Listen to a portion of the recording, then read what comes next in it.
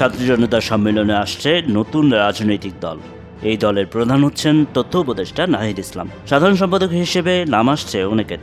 এটি নিয়ে বৈষম্য বিরোধী ছাত্র আন্দোলন ও জাতীয় নাগরিক কমিটির নেতাদের মধ্যে টানাপোড়েন এখন অনেকটাই প্রকাশ্যে। তবে এটিও চূড়ান্ত হয়ে দুই একদিনের মধ্যে নতুন দলের নাম ঘোষণা আসবে। ঘোষণা হবে আহ্বায়ক কমিটিও। তবে এর মধ্যে সামাজিক মাধ্যমে প্রকাশিত একটি ছবি ঘিরে জল্পনা কল্পনা আরও ঘনীভূত হচ্ছে। ছবিটিতে দেখা যায় নাহিদ ইসলাম, আক্তার হোসেন ও মাহফুজ আলম এক ফ্রেমে দাঁড়িয়ে হাস্যোজ্জ্বলভাবে। এই ছবিকে ঘিরেই এখন জল্পনার ডালপালা মেলেছে। তাহলে কি এরাই নেতৃত্ব দেবেন নতুন দলের? এমন আলোচনা হচ্ছে।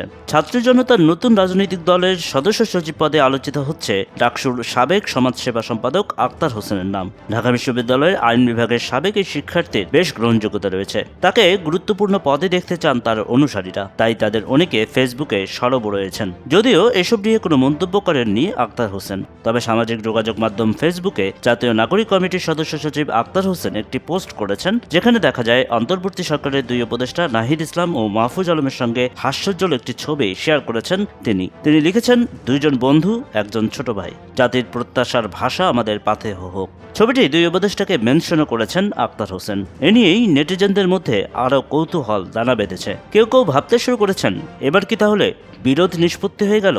ছাত্র জনতার নতুন দলের প্রধান দুই পদে আসছেন নাহিদ ইসলাম ও আক্তার হোসেন।